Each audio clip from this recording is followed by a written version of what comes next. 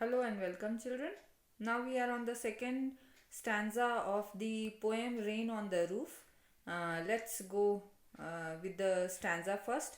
Every tinkle on the shingles has an echo in the heart, and a thousand dreamy fancies into busy being start, and a thousand recollections weave their air thread into woof as I listen to the patter of the rain upon the roof. So, what does this means? So, this means, children, that the poet is trying to express his feelings when he is heartsick, raindrops falling on the rooftop of his house. He is getting some feelings, some thoughts are coming in his mind, and maybe they are giving him some pain also. He says that every tinkle of the on the shingles has an echo in the heart.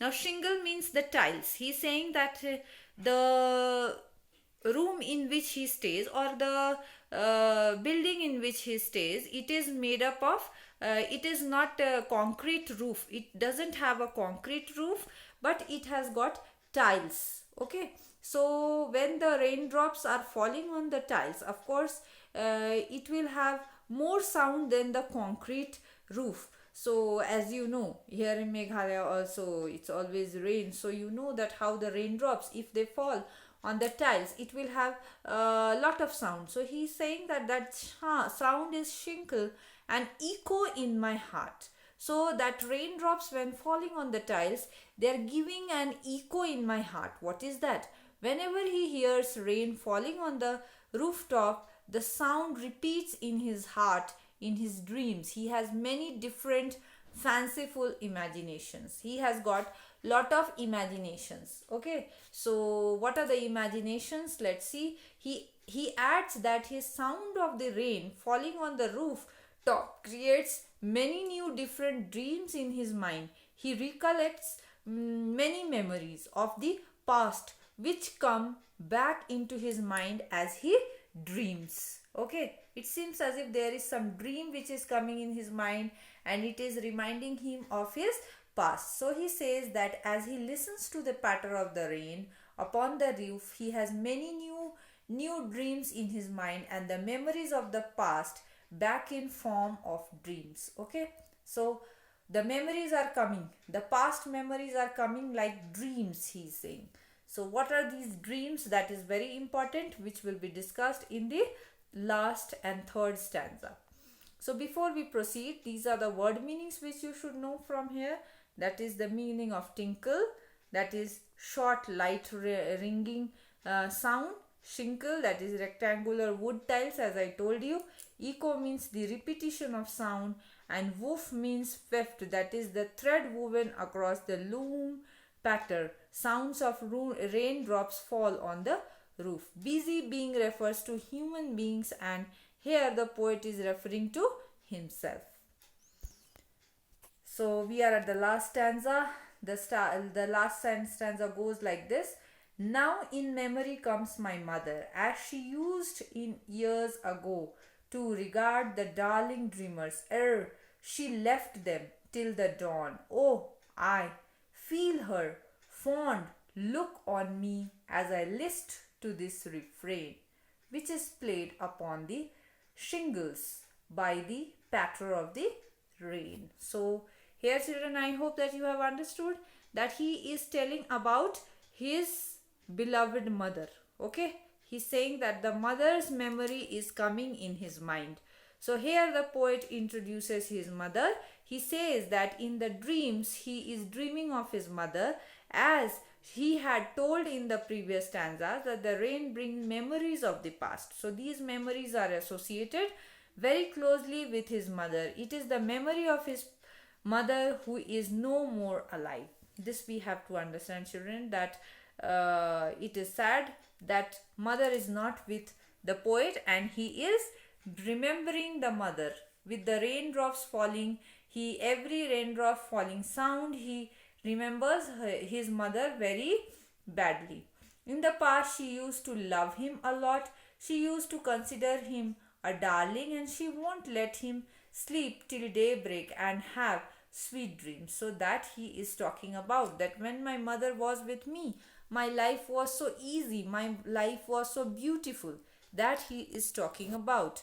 And he says that sleeps, and the poet can still feel that his mother is looking at him as he listens to the song made by the raindrops. He is saying that when the raindrops are falling, there is a patter. The word patter is being used.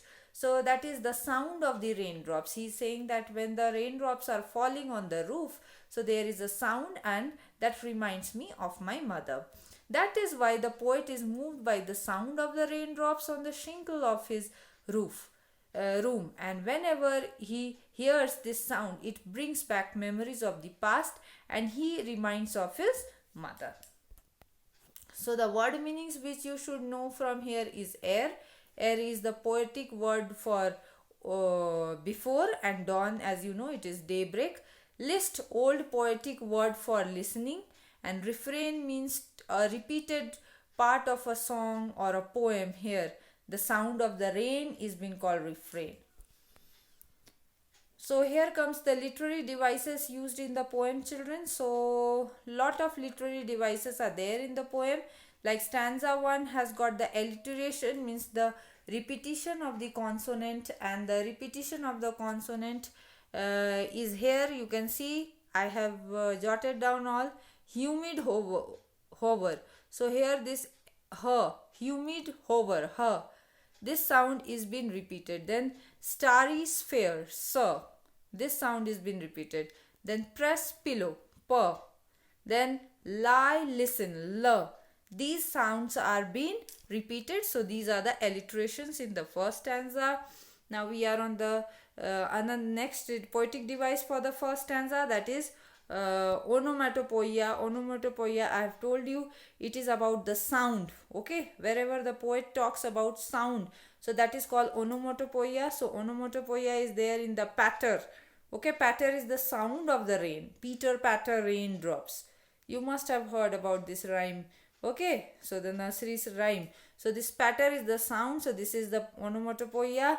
And personification, he treats the non-living things into living things, like the darkness has been personified. Okay, so that is the poetic device over here. And the last poetic device in the first stanza is the transferred epithet. That is the use of adjective with the noun when it refers to the another noun, like a melancholy darkness. So here the melancholy is the darkness is not melancholy, but it refers to the sad people. Okay, so this is the transfer epithet which is being used in the first stanza. Now in the second stanza, again alliteration is there. Alliteration is just let me check. Alliteration is there, the repetition of the consonant, as I told you. Busy being, b, then there, thread, the, then rain, roof, ra. And the onomatopoeia we find in the use of the word as again tinkle and patter. These are the onomatopoeias used. And then the personification is the recollection is when he says that they weave dreams. So the recollection is the weave dreams. So the recollection is being personified. Then the transferred epithet is as I told you, when the adjective is with the noun and it refers to another noun, that is dreamy fancies. So what is happening? It does not mean that the fancies are dreamy, but it refers to people who have dreams like him, those who have lost their mothers. So these are the transferred epithets. Now in the third stanza, alliteration again we find in the word memory, my mother, ma. Then darling dreamers, da. Then onomatopoeia we find in again patter. Then these are the poetic devices used in the poem. Now we'll come to the summary. Summary of the poem goes like this, that the poet tells that the sound of the rain, it reminds him of his mother, and he loves to lie in the bed and hear the rain falling on the roof because it gets back to the sweet memories of the mother, and he uses the sound of the raindrop to help him fall asleep and gives him sweet dreams. So he has memories of his loving mother who would put them to sleep. That he remembers his mother, and also he remembers those who have lost their mothers like him.